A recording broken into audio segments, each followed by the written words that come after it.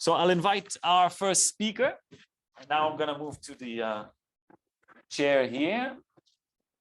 So our first speaker is Roland Bolz. And Roland is a philosopher of language and a doctoral research fellow at Humboldt University, Berlin.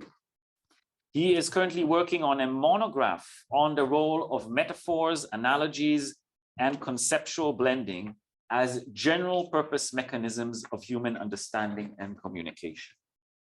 So, as each of the speakers could have had a very long bio, we chose a very short one, so you can talk to them later if you want to learn more about their work. So, hi Roland, thanks for joining. How's the sofa? It's very comfortable. That's very good. That I'll smudge it with my. There's always some stains, but people don't see it at home. So we're talking about empathy and language. And well, my first question to you is a very general one. I mean, you know, when we think about empathy, we usually think about this affective experience as something that's a bit, we might say, immediate. But you suggest that we should talk about empathy from the perspective of linguistic research. And I wonder if you can share with us, what does empathy, well, to your point of view, what does empathy have to do with language then? Sure.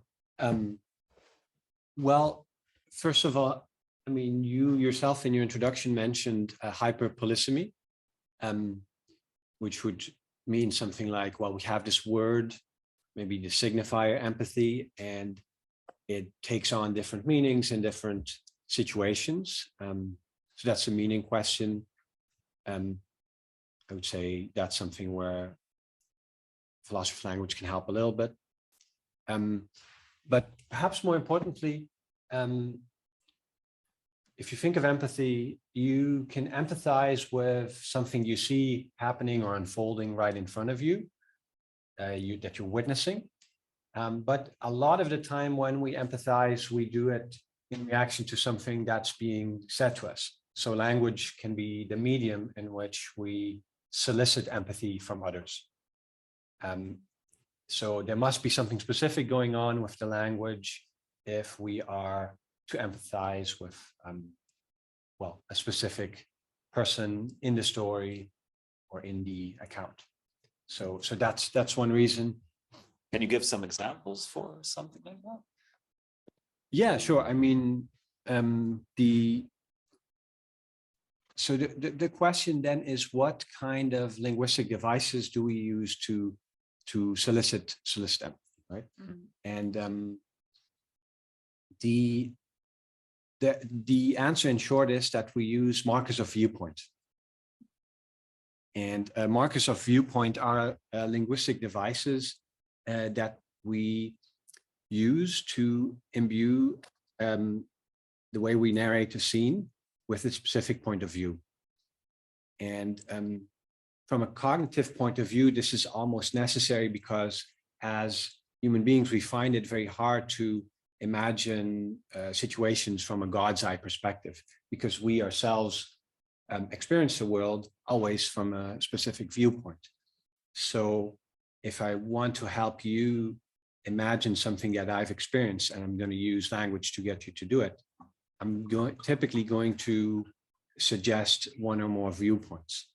And the way that's done is through markers of viewpoint. And for examples could be, well, if I say, Sally was sitting here and Professor Johnson was sitting there, then the here, there, those are spatial markers, already start to set it up as being from the viewpoint of Sally, because in our own experience, here is where we are and there is where other people sit. So just a very simple example.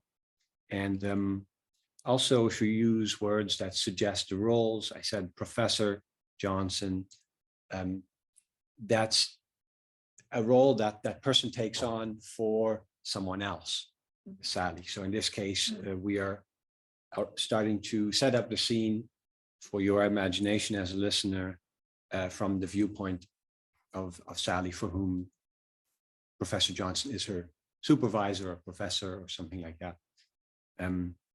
And then you have so-called affective markers, which I think are more relevant when it comes to empathy. So, for example, I could say, well, Sally thought that hopefully she would be able to negotiate her grade a little bit with Professor Johnson. Then hopefully is the affective marker, and it sort of sets up, well, we have the base reality in which we're narrating from the point of view from Sally's viewpoint. And the affective marker hopefully sets up a subspace in which we describe something that she wants to happen. And that's again from her viewpoint. So these are just I mean, this is a very ubiquitous linguistic phenomenon. And I think it is what we use if we want to solicit empathy by a use of language, as opposed to if we directly witness a scene and then become empathetic. Maybe to add, because I'm at heart, or right now, really, you could say a metaphor theorist, what metaphors and analogies are really the subject that I think about most. And we often use metaphorical language when we talk about, well, let's say emotions or interpersonal affairs. And those can also further strengthen the viewpoint. So if I say Mark is angry, then that's still fairly neutral. But if I would use a more metaphorical way to describe it, if I'd say, well, Mark was just about to explode, then is there a Mark here? Then this slightly tilts the viewpoint away from Mark and to the point of view of the bystanders, because an explosion frame sort of makes you think that's going to be harmful to whoever's next to it. And it's almost like you're blaming Mark a little bit more than the bystanders. So it slightly shifts the viewpoint. Yeah. Or maybe one more example, if we say tax relief instead of tax handout or something. Relief, again, is a metaphorical frame that suggests that there's someone who is overburdened, who is suffering from too much tax pressure, and that they need to be relieved. So that frames it as experienced from the viewpoint of the person who's being taxed too much, whether you agree with that or not. So metaphors further can sort of sneak in viewpoint. And I would say that in general, if we use language to solicit empathy, then you find these types of mechanisms. Now, of course, the definition of empathy, as you know, I think with Hume, there's more this idea that empathy is a reaction to something you witness, but then in present day contemporary empathy research definitely would include something like a response to something like someone telling you something that happened to them, so you don't have to directly witness it. And that's where language is one of the main media. Can you be more concrete? Can you give us some more concrete examples so we'll grasp more fully what you're referring to as empathy here? Well, let's say, well, I mean, should I give you the definition of empathy that I like, or an example? Well, we could go with some rudimentary examples at this point, I think. Yeah. Well, I think a very basic example is if you see someone. Well, 3 weeks ago, I was actually a witness to a traffic accident, and a cyclist and a motorcyclist came towards each other, and then the cyclist made the wrong turn and they crashed into each other. And yeah, they all got away, not unscathed, but yeah, it was more. It looked more spectacular than ultimately the damage was. But yeah, I mean, immediately you have this reaction like, "Oh my God, that must hurt." So I yell like, "No, don't turn!" Like just too late, and it's completely involuntarily. You just yell something to the effect of "Don't do that," and So I think the empathy was not with the pain or with the suffering, but with the decision-making and the faulty reasoning, and I'm going to turn left now. And then in the second instance, the motorcyclist had his leg stuck under the motorcycle and he started yelling. And then you start to run and try to solve that problem. And I think the empathy is in the urgency you experience, the sense that it's painful and it's bad and maybe tragic. And especially this sort of, it sucks you into the situation. All your attention goes to the people who are experiencing that situation, not just the emotions, but who are in that situation and who might need help. And yet you are aware of the difference between them and yourself. So I was not completely paralyzed. In fact, I immediately started to try to look for solutions. And in fact, the impulse to solve the problem was with me way beyond the point where I could do anything. So then I was standing around and like, can I do something? And then they were already fine, basically. So that's sort of, I guess, the way I'm telling this, it's a bodily, there's a physical aspect, there's an emotional aspect, but it's also, it overlaps with, or it turns into, it's accompanied with action impulses. And there might be verbal communication happening right away. So that's what I would give as a typical example. I don't know if it's a textbook example. It's vivid in my recent memory. Yeah. So what does the study of language help us to understand here? Well, have you listened to my account of I use language to so what kind of language did I use to make you, in this case, not so much empathize with the people involved in the accident, but say described it from my point of view?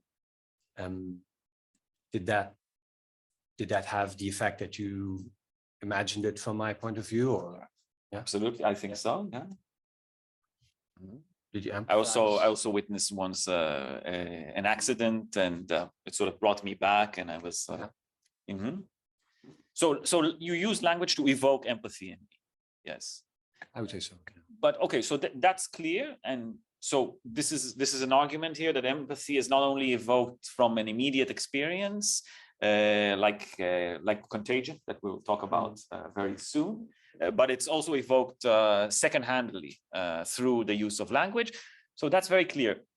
But I wonder that if this is the case, what can studying these forms, these words that you use, the metaphors that you use, if we study them, can we learn something about empathy that we cannot learn so intuitively, let's say, from our discussion right now?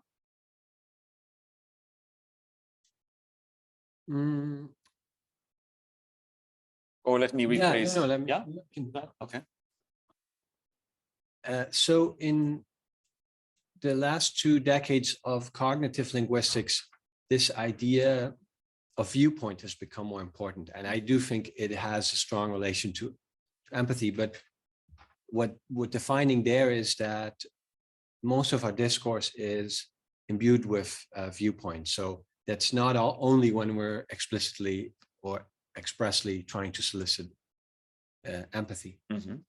But there's a sort of a convergence between that linguistic finding that everyday speech has the characteristic of stressing certain viewpoints and construing, well, more precisely, I'm telling it, or I might be writing a story, or I might be recounting a story in a way that makes you construe it from a certain viewpoint or from a set of viewpoints. And that sort of does resonate with the larger idea that empathy is an important aspect of human understanding, where we take perspectives. So yeah, in that sense, there's just a connection there, I would say. So some of the more revealing stuff about maybe empathy comes from some other ways to bring language and empathy together, I would say. So how does it work then, from the perspective of from the linguistic perspective. Yeah. So what I had explained now is basically how we use language to solicit empathy and some of the linguistic devices in that. But we can also start to look at something slightly different, which is how we talk about empathy itself. And you have to make a distinction here. Of course, we have generations of scientists who write theories about empathy, but it's also part of our folk psychology. So everyday people who are not engaged in empathy research, they also communicate about empathic processes, and they have certain turns of phrases, certain metaphors, certain perspectives on that. And that's also something that we can look at from a linguistic point of view. In this case, one thing you find very often is these so-called or I call them perspectival metaphors. Mm-hmm. And the most well-known examples are, if you want to be empathetic, you have to see the world through someone's eyes, right? Or you have to stand in their shoes. Yes. Mm-hmm. So, because I don't think these are particularly mysterious metaphors, but because I'm a metaphor theorist, I try to sort of pull them apart a little bit, just as an exercise to see what stands behind them. So I would describe both of these as variations on the same idea, and they're both what you should call complex metaphors, and they also have a metonymic component. So there's a bit of metonymy and a bit of metaphor in these. Can you explain the difference between the two? Sorry. Yeah, sure. So sure. So I'll analyze these two phrases, and then it will be clear. But to say it first, to anticipate the distinction, in a metaphor, you are talking about one domain of experience in terms of another domain of experience. Yeah. So you could be talking about electricity in terms of the flow of water. So we sometimes use that metaphor to, like, the electricity is flowing from here to there. And right. And so in this case, and metonymy is when you refer to a whole by way of referring to its parts. So that's what's going on with the shoes and the eyes. We're referencing a person's position by way of saying shoes. And that means we pick out a salient part that stands for something that we want to highlight, which is, in this case, we want to stand in their shoes. Well, we want to highlight that the shoes are where they make contact with the ground, which is where they're positioned in a visual space. And the overall visual metaphor is quite simply that if you stand somewhere else in space, that stands for having a different experience in a much more complicated sense. Yes. Yeah. So, and this is, you could describe this metaphor as having a specific experience means occupying a specific visual point of view in a space. And this particular metaphor is actually grounded in embodied experience. How? Well, the way we familiarize ourselves with objects, the organisms that we are, is that we pick them up, and to familiarize ourselves, we have to look at them from different angles. And the same goes for buildings, or even for events. If you see maybe a fight between two people and you only see it from one side, you might not see everything. So you might ask someone who is standing on the other side, hey, what did you see? So then the different perspectives tend to complement each other, and we tend to accept, or it's an intuitive idea that if you see something only from one angle, it's an incomplete perspective. So that's how the source of this metaphor works. And the target of the metaphor is emotional experience, or experience more broadly. So your experience as a specific person is bound to be different from mine. And that's explained metaphorically as standing in a different spot. Yes. And then the move or the action of taking someone else's perspective or trying to construe for in your mental image what they might be going through is here metaphorically described as basically taking a step in space to stand where they are. And these are the kinds of metaphors that are relatively structural. For example, in English, you find many visual metaphors like that, many connections like, for example, light metaphors are visual metaphors because when there's more light, we can see more clearly. And we sometimes, if we don't understand something, we say something was obstructing my view, I couldn't see clearly. All of these metaphors are visual metaphors. And again, what's important to see is that the visual sense stands in metaphorically for not just seeing, but also understanding, comprehending, and experiencing. So we have these types of expressions like, I might explain a purely mathematical idea to you that has no spatial component whatsoever. And then at the end, I'd ask, do you see what I mean? Mm.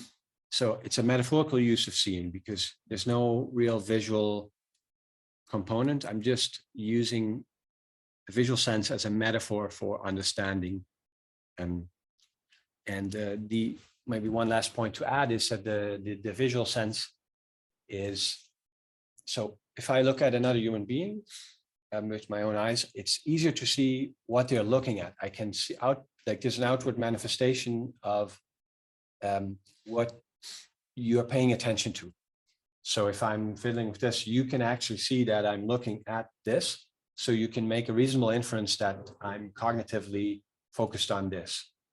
Whereas if I'm just sitting still, I'm not looking and I'm thinking about something, there's literally no way for you to know what I'm thinking about. So it's because our visual activity is, of all the cognitive activities, it's the most outwardly manifest. So that's why we like to, why that's the source of the metaphor. So what this tells you is that we, to a certain degree, understand empathy as a type of perspective taking, obviously, yes. And that we use these visual metaphors. And these visual metaphors also have the effect of making it appear maybe a little bit more easy or uncomplicated than it is. Because seeing something or not seeing something is usually pretty clear cut. I see it, I don't see it. I see it now from this side, I see it from that side. But empathy is always very approximative, and many people have made basically the criticism that empathy is hopelessly partial or approximative and often has many distortions, because although I can easily step over to your position and look at a building, for example, from where you're standing, has very clear-cut success criteria. It doesn't really have clear-cut success criteria whether I've empathized with you, and we can't really check. We're sort of approximating. So in fact, this what we're talking about, an affective experience in empathy, but it is an experience that has, well, at least we might say, difficulties to share, to be part of the affective experience of the other. And if I understand correctly, what you're saying is through metaphors of spatial metaphors and visual metaphors, we're able to approximate an affective state in proxy. So through that, it always goes through these linguistic elements that have to do with vision and space. Yeah, I think that's right. Yeah. Okay, and well, did you study anything in terms of the mechanics of this work? How can you, let's say, you've now stated something quite interesting. So you're shifting the focus from the affective realm. You're saying, well, the affect is the result, but empathy itself is a linguistic process. It happens in between, and you gave a certain description there. So I was wondering if you can give us more as to what did you study in terms of these mechanics. So we redefine empathy as a linguistic phenomenon, but what is it then? As far, I would, for example, agree with the general point of someone like Frans de Waal, that there are empathetic processes, or like, in terms of a family resemblance in primates which don't have the same linguistic capabilities. But I think that because we have the language faculty and language in its present day developed form, it completely modifies how we typically empathize. So that was his first part. Like we often empathize in relation to things that are recounted to us, and not only to things that we witness in first person. Whereas that would not be something we could reasonably expect of primates, right? And the second layer about the metaphors, I'm not redefining empathy as a linguistic phenomenon, but I am saying that we have an understanding and we talk about how empathy works. And I'm just trying to lay out what our sort of folk theory or folk psychology of empathy is with this. That was the idea. So, and that's what these metaphors can start to show you. Is the different distinction clear? I don't say it's a strictly linguistic or only linguistic phenomenon. So you're making the distinction between an affective empathy and a cognitive empathy, and the cognitive empathy is the one that you are discussing today. Affective one is still a part of human experience, but then you say, well, commonly when we talk about empathy, we will talk about the cognitive aspect. Well, like in my view, cognitive aspects and affective aspects aren't so easily separated in actual situations. I think sometimes the affect is very immediate, and then we start to think and try to make sense of things. Sometimes we make sense of things, and then when something falls into place, we have an affective response. So for me, those two dimensions, you can analytically sort of keep them apart, but I just don't think that they ever really occur separately or one without the other in typical cases of empathy. So yeah, maybe we could use that example. Yeah, please. Sure. Take us further. Yes, take us one step further. Oh, it's a nice thick book here. Yeah, I read books sometimes. Stick all the little labels in random places, so it looks like we've read them. So no, more seriously, this is a book about, it's called Surfaces and Essences. It's a book by Douglas Hofstadter and Emmanuel Sander. It's not a book about empathy, but it's a book about how extremely widespread analogy making is in human cognition. And they make this case by piling basically, I think, over 20,000 examples to one text. It's sort of an interesting way to build a case. And they have a lot of examples where there is analogy making in combination with empathy, but they don't really, well, I would describe it as such, but they don't really analyze it in terms of empathy. They don't really go into empathy. The word doesn't really occur here.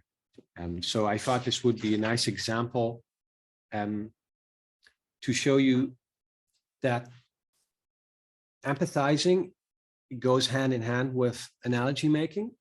And then maybe finally, I'll also get to a point that I want to make, admittedly more tentatively, which is to suggest that empathy could be seen as a special case of analogy making. Fantastic. I always like when speakers present their goals in the beginning. So now we'll follow you. Yeah, thanks for that. Let's hear the example. Cool. So this, So they use a lot of little vignettes, which are like literary examples. They just take the liberty to write examples themselves. But I think this example is on the one hand just a cogent example of what empathy looks like in real life, and on the other hand, it also helps me make my point, I think. Okay. So this is about someone called Kay. Kay's grandfather adored redwoods. That's a kind of tree. When he was old and very ill, and everyone knew the end was near, his son decided to take him for one last time to see Northern California's beautiful Avenue of the Giants, 31-mile stretch of road that features some of the most spectacular redwoods in the world. This was a wonderful moment for the grandfather, allowing him to spend some special moments of tender remembrance with his son among these trees that he had always so much cherished. Not long after this trip, the old man passed away peacefully and serenely. 40 years later, Kay's father was himself an old man and for several years had been in declining health. He too had a lifelong love of redwood trees, and one day it occurred to Kay to do for her father what he had done for his own father, to take him on a trip to the Avenue of the Giants, so that for one last time, he could be close to the magnificent trees he had always adored. She dearly wanted her father once again to experience this rare grandeur, and she hoped to share it with him. But alas, it was not to be, and the blame lies entirely with the human faculty of analogy making. Had Kay even dared to hint that she wanted to take her father to see the redwoods, the analogy with his trip with his father would have instantly leapt to the mind of everyone in the family, and most of all to Kay's father himself, of course. Kay's suggestion would have meant, pretty much explicitly, Dad, soon you're going to die, and I dearly want to take this last trip with you before you do. In other words, taking this trip would have been an unmistakable message from Kay to her father, telling him that his family saw him at death's door. Better not go there, Kay said to herself, inadvertently making a double entendre. Yeah, so I think this is a very interesting example of a mixture of affective and cognitive empathy, where there's, someone is trying to do something empathetic and then thinking through what it would conjure up in the mind of someone else. So it fits quite well with definitions of, let's say higher level empathy, because you are putting yourself in their shoes, so to speak. And although you know that, of course, going to see some trees doesn't mean that death will come next, nonetheless, you're taking their perspective, and you're even thinking like, what ideas will that conjure up? And then you're making decisions. And so what this sort of shows is that I think the choice in the story that she makes at the end to not do it is an empathetic choice. But to be successful, you need not just a simple emotional mirroring, but you need complex analogical reasoning to put yourself in someone's shoes, but also to see where it's different. And that's very important in analogical reasoning, is that you're also working out the differences between two things that you're comparing. So in this case, she's comparing the present day situation in which your own father is in declining health with the situation in which your grandfather's health was declining, and considering in which ways they might be analogous, they're analogous because she also wants to do something nice for her father, and he also loved those redwood trees. And yet, on a second order level, you could say, or on a higher level, there's a reflection that repeating this pattern too mechanically would set off the inference like, oh, okay, so now it's my turn to have my final visit to the redwoods, and then everyone thinks I'll be gone soon too. So higher level empathy doesn't only mirror some sort of affective response. There's analogical reasoning, and there's even taking into account faulty analogical reasoning, because it's clearly not the case that going to see the trees will bring on death. Yes. Or it will follow from that. But even like just the fact that it's a loose association that's nonetheless unpleasant to even conjure up is enough to say, well, maybe it's more empathetic not to do that. So this is sort of an example for my, again, more tentative thesis that empathy properly understood involves sophisticated analogical reasoning. And actually, I have another vignette. If you guys enjoyed this one, I can do another one. Yeah. Because time-wise, we you have time. Yes. This one is more humorous. This one's slider. Yes, that one was quite heavy. It's quite heavy. Yeah. So I need to.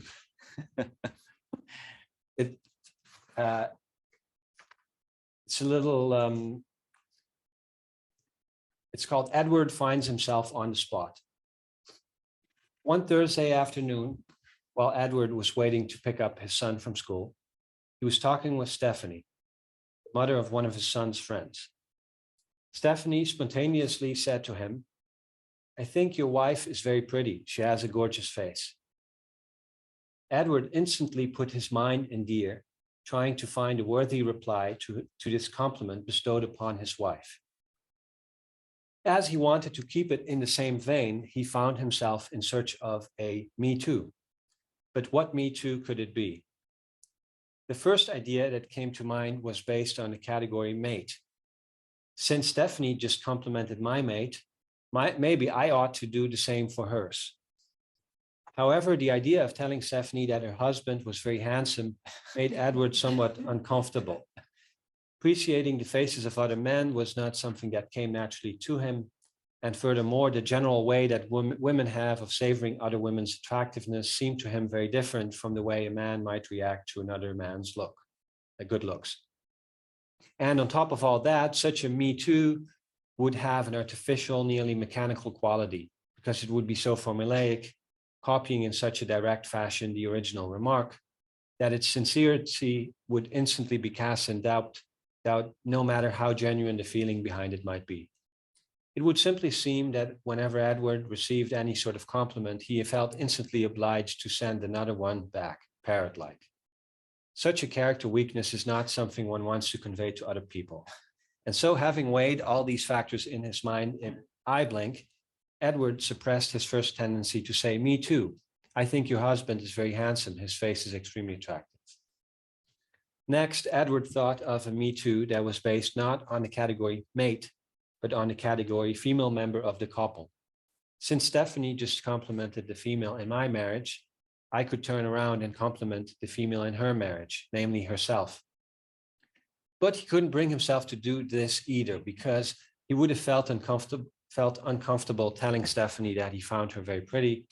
Such a remark could easily be taken the wrong way. And so he dropped the idea of saying to Stephanie, "Me too, I think that you're very lovely." At this point, Edward realized that what troubled him about the Me Too that he had just given up on was that he and Stephanie were of the opposite sex, whereas his wife and Stephanie were of the same sex. Therefore, wouldn't the best Me Too respect the fact that the admirer and the admiree belong to the same sex? In other words, if complimenting a female is more important than complimenting a mate, it might also be the case that the compliment should come from a female rather than from a male. This was a new idea. It meant that he could tell Stephanie that his wife found her to be lovely. Although his mind was now racing to find something to say before he started to look impolite, Edward still wasn't satisfied with this option because it would presume to be giving the viewpoint of a third person, whereas Stephanie had voiced her own opinion. And so Edward dropped the idea of telling Stephanie, "My wife admires your face too, Stephanie." In the end, the analogy that he settled for was the most literal one possible, the most down-to-earth and the most elementary of all analogies, and yet the one that turned out to be the most charming in his view. Stephanie had told him his wife was lovely, and so, with a smile, Edward graciously replied, "Me too. I think she's very lovely." Yeah, I don't know. It's sort of just a funny, but I do think maybe we think a little bit like that. And what I think these examples tease out is that, and this is not a pure case of empathy. There's an interaction, there's an urge to mirror and respond to a compliment.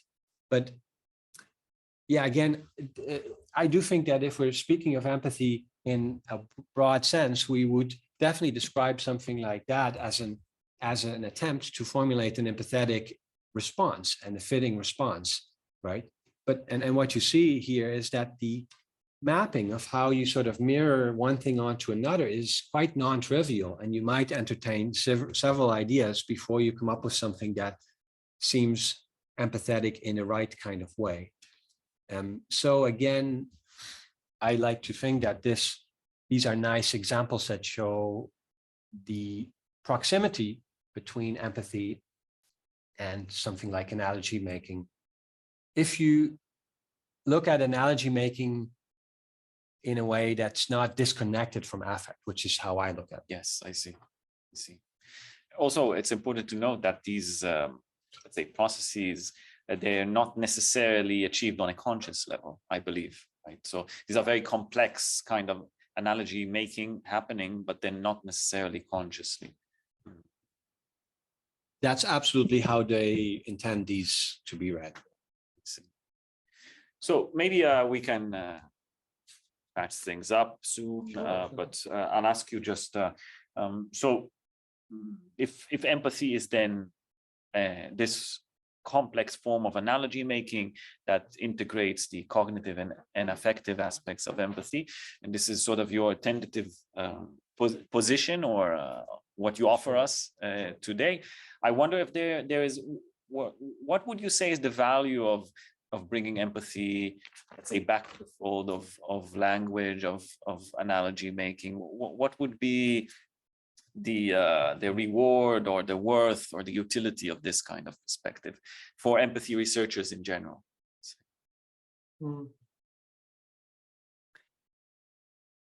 Well, I mean, so I'm sort of working on a set of proposals about human cognition, which say human cognition is to a much larger degree or much broader extent just analogy making. Yeah? So, so that's not a position that's universally held in psychology or in cognitive science. It's a proposal developed by Hofstadter, and in cognitive linguistics, you have the, you have Lakoff and Johnson, metaphors we live by, that school of thought. You have conceptual blending theory with Gilles Fauconnier and Mark Turner. So there's sort of a school of thought there that's working on this idea and exploring the explanatory work that can do. I think the notion of empathy historically emerged in a context in which there was no one was thinking that analogy making or metaphor were important cognitive processes. So it sort of just emerged in a completely different intellectual context. And yeah, so I'm just sort of more coming from from metaphor theory and theory of analogy, and making a bit of an excursion into empathy research. And I'm just sort of telling you what it looks like from here. And I'm always interested in finding new angles on existing phenomena and new ways to integrate things that look quite similar, as opposed to just working with these very carefully, like these very narrow theoretical constructs.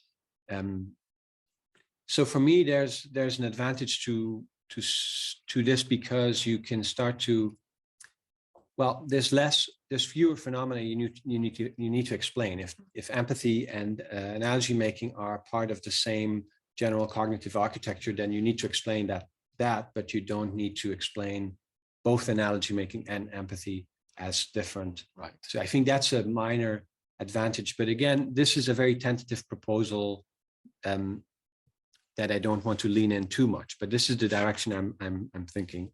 And to me, that has an advantage because it seems like a cleaner take on how cognition and affect are interwoven in human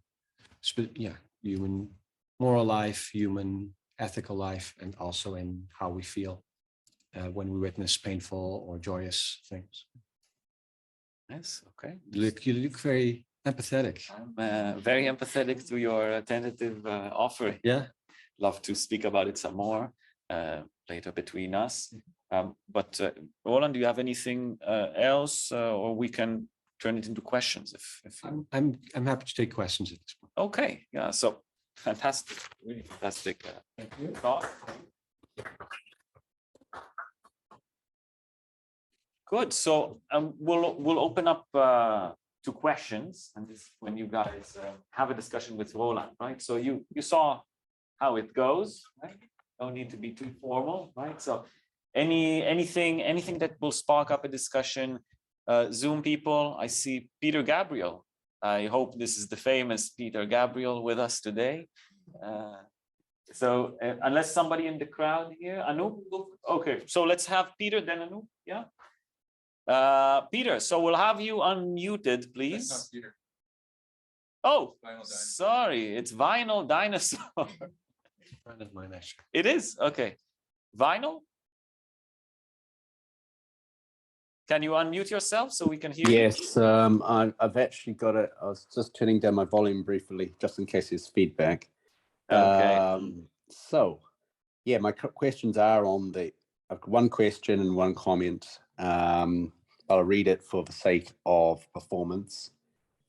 In the traffic accident example, what kind of affective state are you trying to achieve, avoid by shouting out? Or what affective state are you looking to achieve, avoid by attempting to solve the accident problem?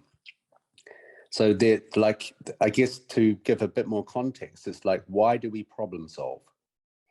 You know, there's an idea, I want to solve a problem, but what from what driver? What drives you to do that? And the comment was, you know, there was a question of like being in people's shoes or taking other people's perspectives. But I've recently had a very hard situation of people judging me on the basis of scant knowledge, because they were very keen to either take their own perspective with incomplete knowledge, or to take the perspective of somebody else who also has incomplete knowledge over other voices. So the comment is, it's not so intuitive for people in general to take on other perspectives. To use the analogy, people tend to jump to conclusions based on a single perspective. Psychologists demonstrate that there are patterns to the conclusions people make, attribution theory.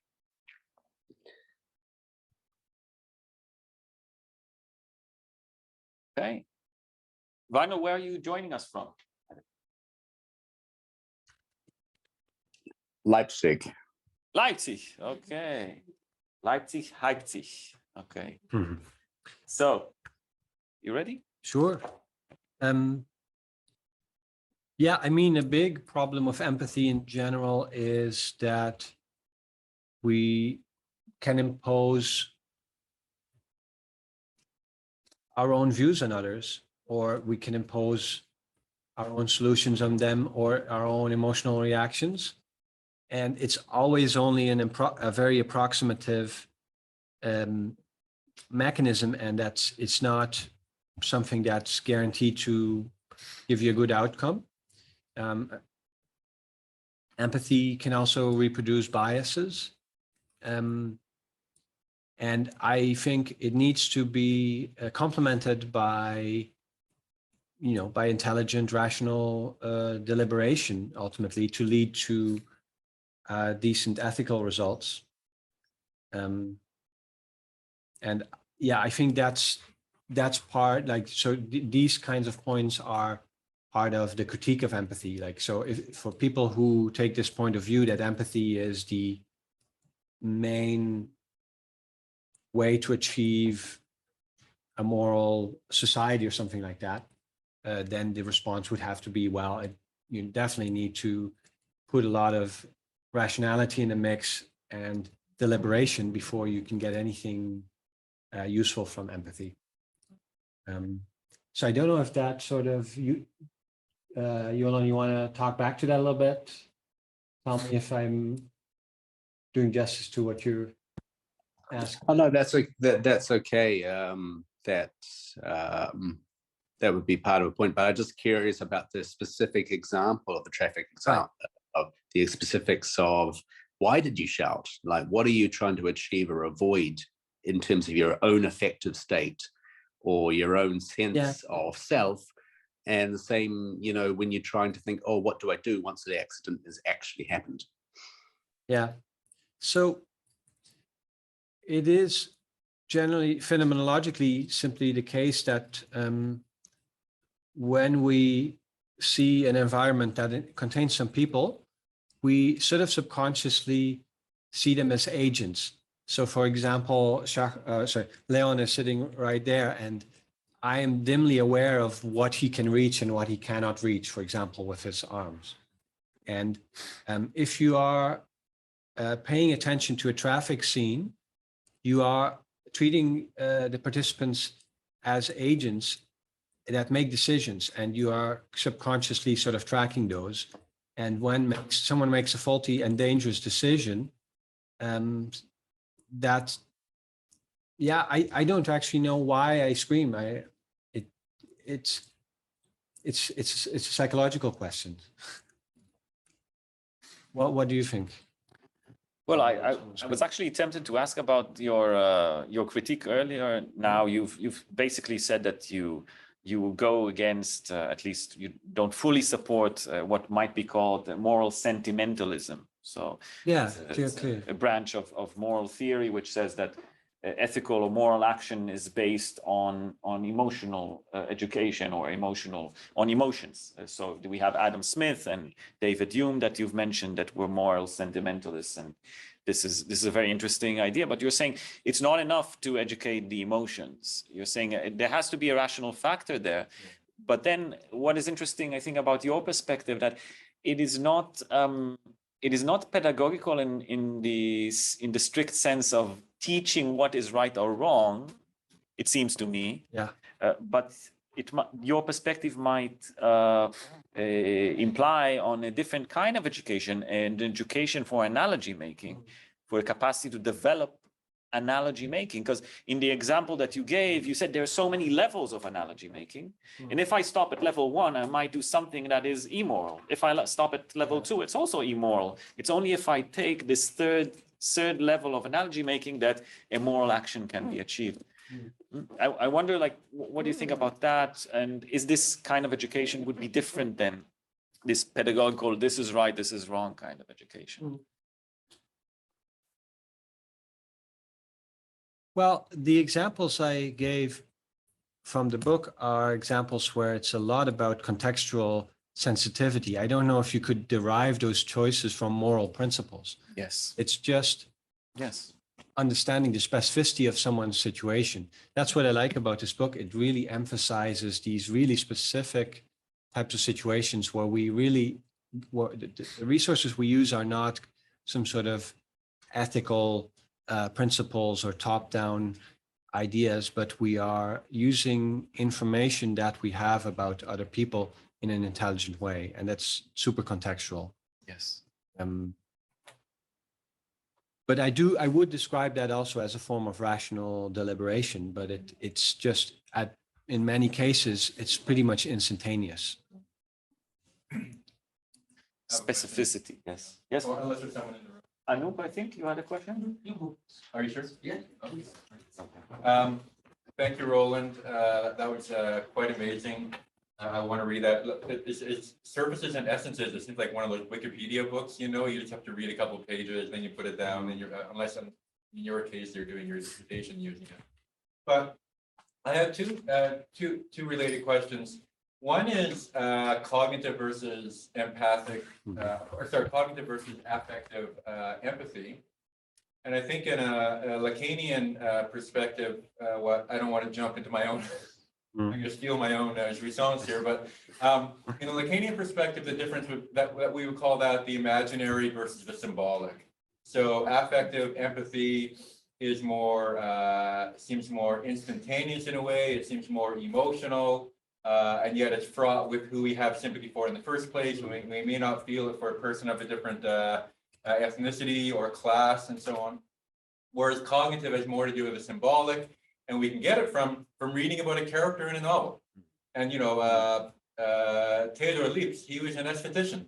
And the Bolz as well is always saying, when you go to a movie, you know, when I go see Top Gun, I'm inclined to be empathic towards Tom Cruise. He's an old guy like me. He's trying to keep up, right? So the cognitive, it has to do with language, which, I mean, I think you're working through that sort of brilliantly. But the difference, so that's descriptive, but the difference, I think, it would be that from a Lacanian point of view, these would be seen as fundamentally in opposition to each other and not simply complementary. Sure. Or with respect, I think you sort of said they can't be disentangled. I wonder if you agree that they, in some ways, there's also an antagonism that's going on there. And then my second thing, and again, it has to do with the examples that you were characterizing just now from the Hofstadter book, the particularism. And I think in some ways, the particularism, we move away from universalism to particularism, which is endemic in today's sort of political culture with identity politics, which politically I'm in total sympathy and solidarity with politics. And yet that seems actually to be a blocking point to empathy. You can't empathize with me because I am a Syrian refugee, and how can you as a German person ever understand what I've gone through? There's no way, so don't give me your fake liberal guilt and so on. So the first question is about cognitive versus affective. Is there some kind of tension there? And the second one is about particularism of the example, and does that leave us with no possibility for empathy?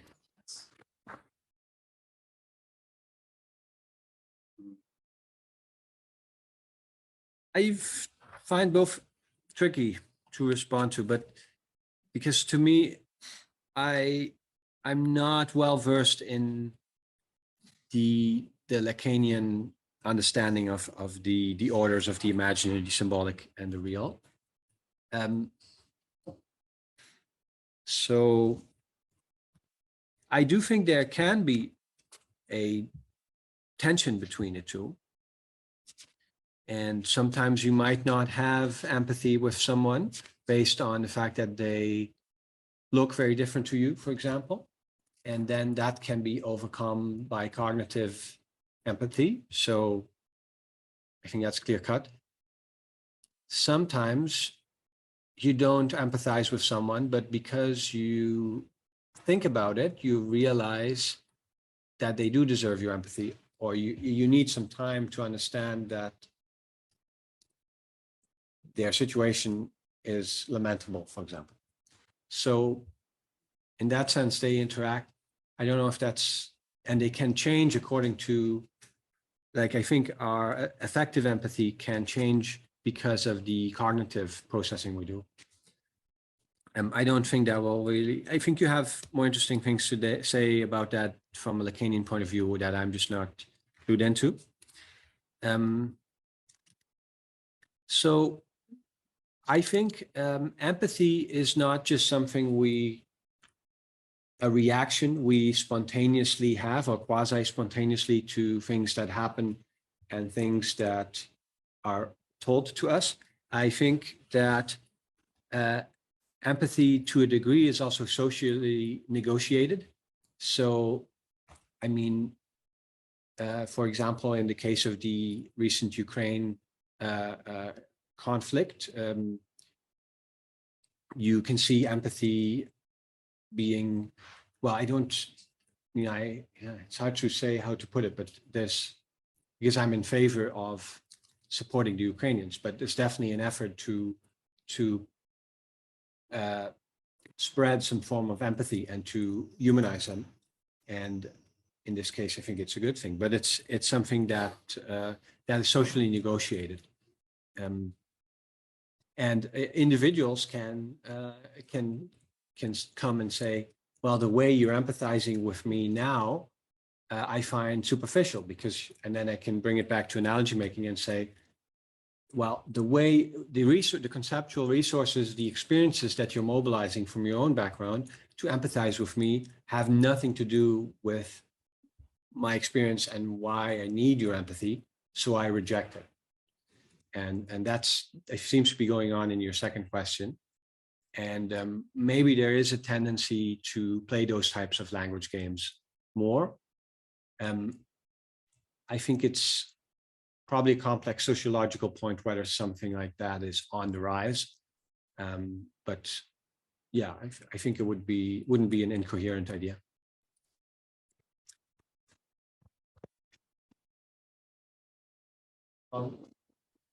Yeah. So. Now, I like the connection you make between cognitive and affective. But the thought I had was this, that say language, and the turn you take is interesting actually, as Leon was pointing out, it's not a model sentence. Language generally would have this feature that we would be able to, discuss a lion in this room without having the lion. And the move from primate caring to human caring, if that is one model, would be that language has this feature, the feature of, say, however problematic, representation. Yeah. What would be the special case in empathy? And the example I would take is that very early in your presentation you made that it's not just the accident. That was one response you had. I, of course, think you had more of a response because the system had shifted, the schema had shifted. But anyway, that's a different discussion altogether. But the second one you gave, that somebody may have come from, say, Razan goes that way, Iraq. And I'm hearing that. I have not seen that. I have not seen it. But language is taking me to the interstices of those feelings, actually. I end it. So in that sense, the general feature of language, working without presence, and the feature of language in empathy, which would also be working without absolute immediate presence, would that be different actually over here? And I was feeling, I'm not sure actually, that your turn to analogy, metaphoricity, is it that turn that gives that special kind of connotation to language when we deal with empathy rather than deal with representation as such. Is there a difference over there? And does analogy give you that window to enter if I may put it that way, the language of empathy?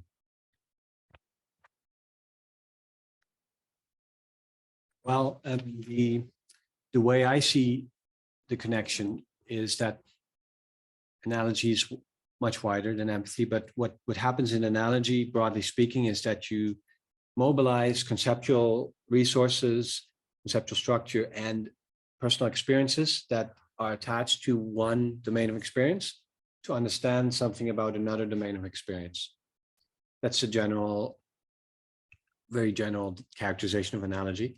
And the way empathy becomes or starts to look like a special case of that is, well, it's exactly what we do, but we apply it to the inner mental life. Well, it's not a nice phrase, but the experience of others. So although the experience of others is mostly inaccessible to us, we have enough input from just enough information that we can supplement it with our own. So that's coming from, again, from a different place, from our own experience and from our own knowledge of the world. And we can blend them together. And that gives us some sort of simulation that is a concoction, that is only an approximation, and that might be prone to biases. But nonetheless, as human capacity is useful enough for animals that do engage in social collaboration of a higher and more mediated and conceptual kind. I don't think I really caught your question. General feature of language and the feature of language in empathy. Is there a difference?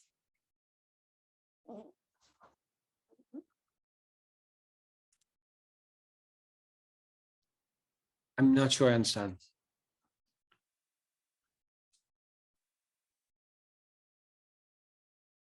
I don't know, Anu, maybe I can Yes, check. please. Yeah, please. Correct me if, but this is so viewing empathy as an analogy making is interesting. And Yeah. so this is the point. That's very interesting. Yes. And then we might ask ourselves, well, if is this instance of analogy making, which we call empathy, is it singular? Does it can we identify a difference, a distinction between this instance and other instances which Of language use. of language Here use? you have to summon absence Exactly. into the room. Exactly. Or is it the same operation operating on different, let's say, meaningful faculties, right? So we're taking a step back from the level of meaning. Yes, empathy has conveys different meanings for the subject, but then we ask ourselves, well, under the hood, on the level of language functioning, of the operation of these operators, do we have there a structural distinction? Yeah. And so also you summon language to access the question of empathy. Mm-hmm.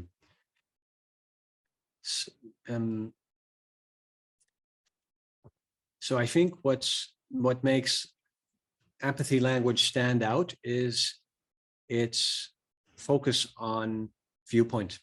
It's just when we are invested in describing something from a specific viewpoint in relation to affect, then that will be most strong or most present in empathetic language. And in other contexts, for example, when I'm explaining to you how a car works, the viewpoint will still be there because I'll describe what the car looks like from the side, but it's not in relation to my affective response. It doesn't profile the affective as much. So there's a relative difference, but viewpoint effects are also even in like in language that's purely technical description or a description of a landscape, you still would use viewpoint.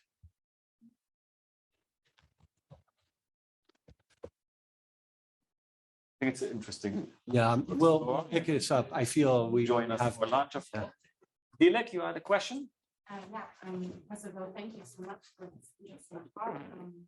I was wondering how far you consider sociological perspectives. I mean, you are sociologists, so this question from this point of view. Yeah. Many things that you said reminded me of, for example, symbolic intellectualism. Mm-hmm. And there is this the role of role taking and giving one's own perspective is very central. And also like the distinction between the generalized other and the significant other, and the stories that you told from this book reminded me of this, because you talked about gender roles, for example, expectations to how people react in gender roles, but also from individual perspectives. How would my wife react right now? So my question is just, how do we know and how do we learn which kind of response, empathetic response, is the expected one. And also another question would be, which role do my experiences play in this process? Because maybe Edward could experience that he once gave the wrong response and just have another cognitive reflection on his reaction and then change his empathetic style of way of behaving. Yeah, it's just a question. And I think everything you've said is absolutely correct. And I think right now what's happening in cognitive linguistics is that they're sort of rediscovering, because for a long time it was all about discovering how facts about language correspond to facts about cognition. And recently there's a bit of a social turn. So there's a rediscovery of these types of mechanisms. Yeah, I think you're absolutely right that this type of background knowledge expectation, that's also a little bit what I was trying to say with these examples, is that empathetic behavior doesn't happen in a vacuum. It happens against a background of social interactions, conversation situations, general societal expectations, as you point out, generals, and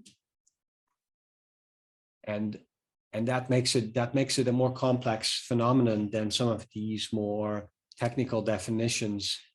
Well, I don't want to say that these definitions don't capture the complexity, but they don't highlight the fact that it happens in this rich context. So I'm completely on the same page with you on that. So that's a very important layer here, I think, because you were saying that, well, we're basically talking about taking it back to the question of education for ethics, and we're talking about rational education. The capacity to make analogies is let's say the way to let's say promise a more empathetic society or more moral society. But here Dilek is adding, well, it's not enough to be rational, to be a rational thinker. You also have to partake in a shared symbolic domain, in a shared interactionist domain, and to share these bits that the society might share in order to make these inferences, to make these analogies. It's not only, Totally.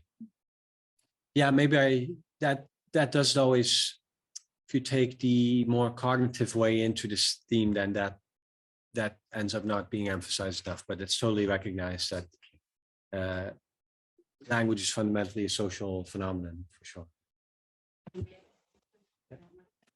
Yeah. Also wondering, what about people that deny to react empathetic? I mean, there are also people who maybe experience it on our own that are not very empathetic and that do not even try to be. I mean, It's a big question. have to be empathetic. Yeah. And what happens if I'm not empathetic? Well, it's a fact that I only have a limited capacity to be empathetic. So if you have a difficult situation at home and you have to be empathetic there a lot, and then you go out into traffic and someone comes up to you who's in a bad way, then maybe you'll just run past. I don't really have a general explanation of why we empathize in what situations, but it is definitely clear that we have a limited ability to be empathetic. It's hard to empathize with maybe large groups of victims, for example, because it's essentially a sort of spotlight on individual experiences. And we do engage in behaviors of blocking out that, especially, I think, in urban environments, like probably everywhere. Yes, it's called the social motivation theory. There's a new theory in the field of autism research that tries to explain what is called the lack of empathy in autism. Lizzie will talk about this. There's a new theory called social motivation theory that said, well, like maybe autistic people actually don't have the social motivation to experience empathies. But we'll talk about that, so maybe it'll be interesting. Vadim, please. Yeah, thank you for sharing your thoughts. There was an unfortunate point in your conversation, and that was when you offered Leon a definition, your favorite definition of empathy, and he preferred to go with the example. So now that that is over, Oh. I would still be interested in your favorite definition of empathy. Right. I guess that happens as part of this more interactional format. Well, I favor this. Well, I mean, he was going over the literature and trying to find ones that are closest to what I feel might be helpful. But then my plan was to sort of compare the definition with what I was developing. I'll read it to you. It's from the Kaplan. She writes, so it has a bit of a different flavor, as you'll see, but she writes, empathy is a complex imaginative process in which an observer simulates another person's situated psychological states while maintaining clear self-other differentiation. To say that empathy is complex is to say that it is simultaneously a cognitive and affective process. To say that empathy is imaginative is to say that it involves the representation of a target's states that are activated by, but not directly accessible through, the observer's perception. And to say that empathy is a simulation is to say that the observer replicates or reconstructs the target's experiences. So I don't necessarily use the language of psychological states and representation as much in how I talk about language and cognition, but yeah, I think this is at least rich enough as to suggest interactions between the affective and the cognitive. I like that. I do think the simulation languages is roughly adequate. I'm not really deep into simulation theory, so maybe it's for me, I'm agreeing to it more as a base metaphor than as a theory of meaning and understanding. I also like that it emphasizes that we do keep differentiation between the self and other. So I thought this is complex enough for me to work with. Yeah. So let's give Roland the rest. Thank you. So, thank you very much. We're gonna take 10-minute break, meet here in 10 minutes, and well, we have 12 minutes, so a cigarette and a coffee, that's enough. Nice. And we'll have Clint on the couch, so